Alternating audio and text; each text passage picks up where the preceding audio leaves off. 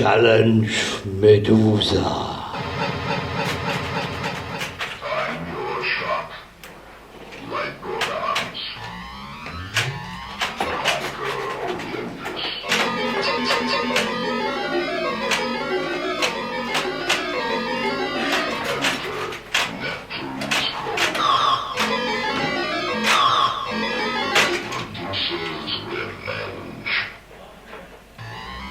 Playing pinball is like playing a musical instrument. It needs practice and timing.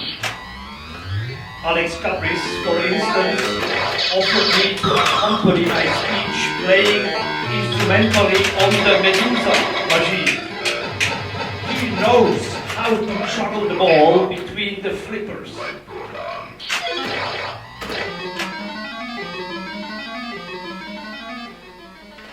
The flippers are extensions of the human body, like keys on a piano or valves on a tube. They connect you with the vibrating stuff. Each pinball game is a score. It organizes rules and choices. Of course, Alex rehearsed for this performance. The cabinet where the ball rolls is a narrative translation of this score. Here the rules turn into operational tasks. Time your shot.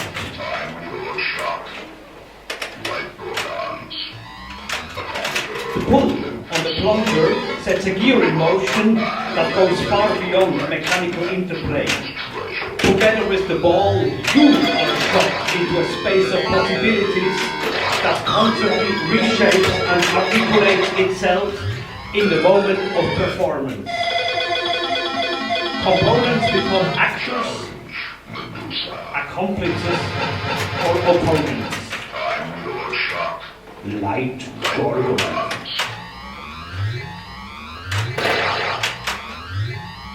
Everything that happens is immediately sensualized and takes on meaning. Entire epics are stenographed onto the playing field by the ball pen and sweep you away. You, Alex, MEDUSA, Neptune, and me. When we gather for a multiplayer game, the machine even controls our human interaction. Now we are both player and plaything. However, it is crucial that the playground is not purely accessible, but limits the freedom of movement. The early flipper fingers were even shorter than the index fingers that operated them. MEDUSA's revenge. This challenged human counter-strategies, such as shaking the machine to direct the ball with brute force. Against this, the tilt mechanism was developed, which penalized the use of external means. Today, the flippers have finger lengths and allow fully controlled shots. Now, I really seem to juggle the ball with my bare fingers. My mind can slip into the cabinet, enter Neptune's code, and become a spring or a magnetic coil. What a self-efficacy experience. My skills and my strategies define the pitch where the real showdown takes place. Me against myself. Prepare for battle. Of course, this is only an illusion. Because after everything I succeed or fail at, the score is settled in the back box, the counters turn, the cash register rings and demands more money to collect Neptune's treasure.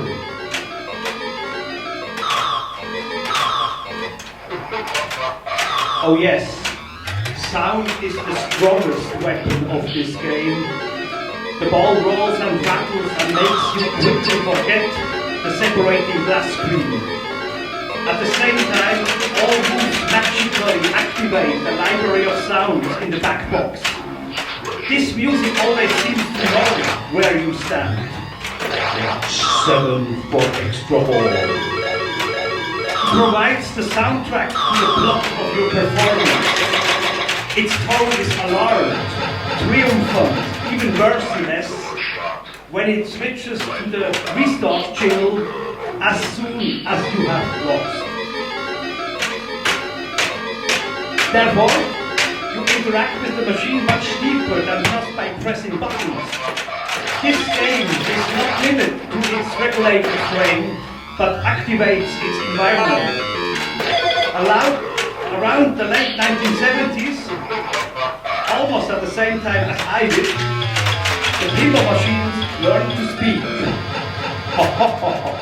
And now they comment whimsically everything that is happening. A sophisticated attraction mode lets them continue chatting even when the game is lost, and they try to tempt you to a new game. In a pinball club, the machines are also competing against each other. Conquer Olympus.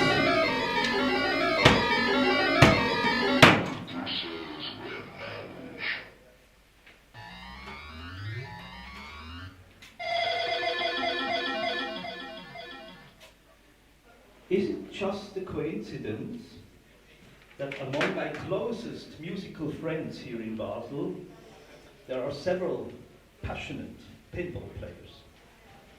I'm talking of Uli Fussenegger, Michel Kunkel, and Aleksander Gabryś. Is it a coincidence or of dimensional significance that all three are double bass players? Only one seems to contradict this rule. Christoph Mohr. He plays the tuba. Did I end up as a composer because I'm only an average pinball player? Pioneer Schatz!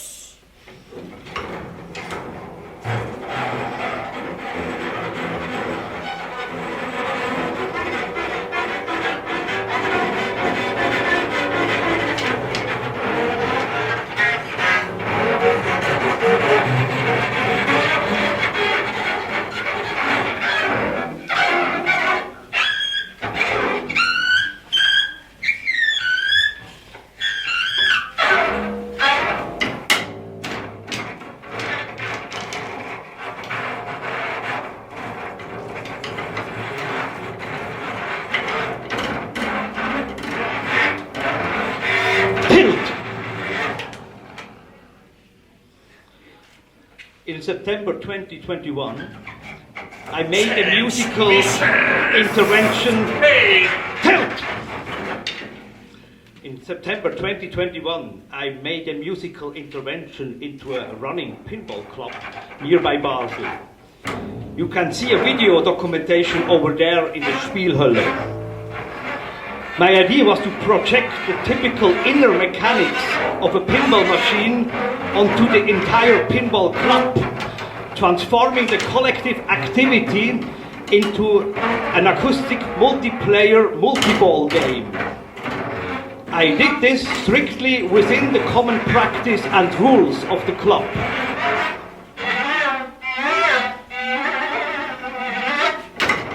The intense play of the audience was part of this affirmative exaltation.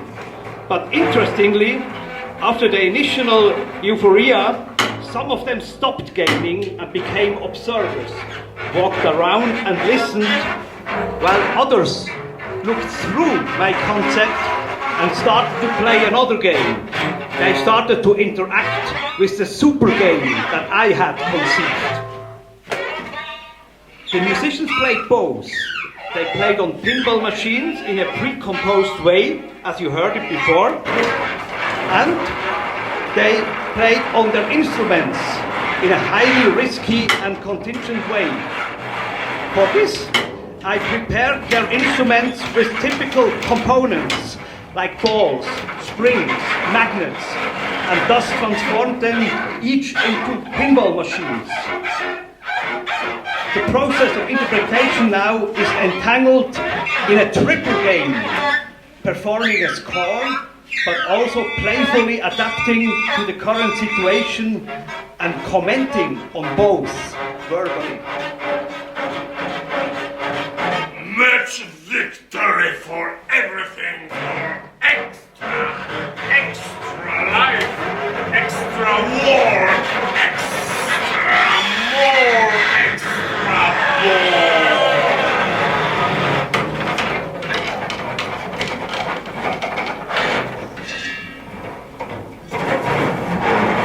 Right now, Alex is playing another piece of this series by Pinball ETUDE number 3, whose material is completely derived from this MEDUSA machine. 7, 6, 5, 4, 3, 2, 1, 0. Prepare for winter.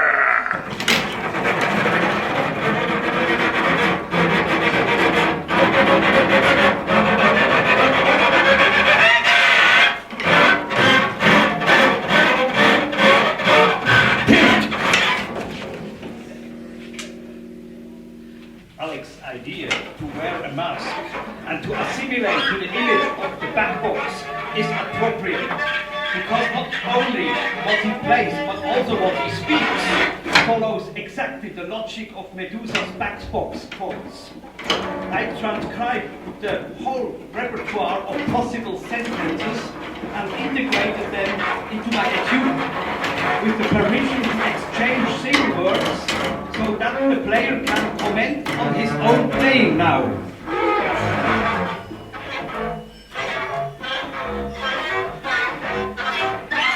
Michel's Revenge!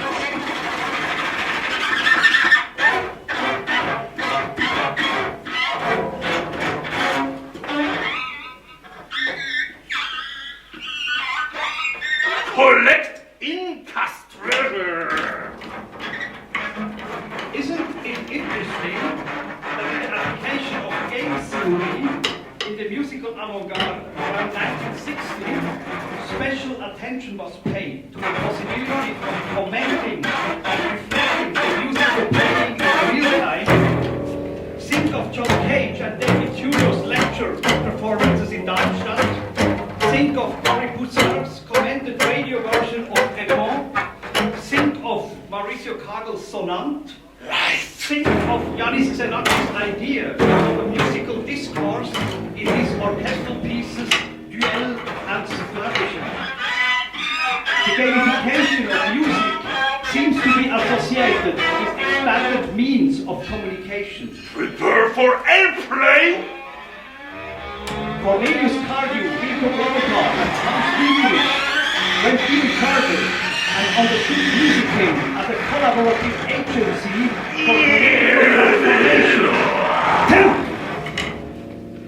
for political transformation. Vice versa, social awareness was supposed to Silence the politics! was supposed to enable a redefinition of musical playing. Today, I firmly believe that we need such an extended understanding of musical playing. On the one hand, as a transfer of artistic knowledge into public engagement, on the other hand, as an expansion and transformation of our music making through new social and communicative realities. Conquer the capital! By this, aesthetic playing becomes playfully dissolving and empowering at the same time, as a space for actual possibility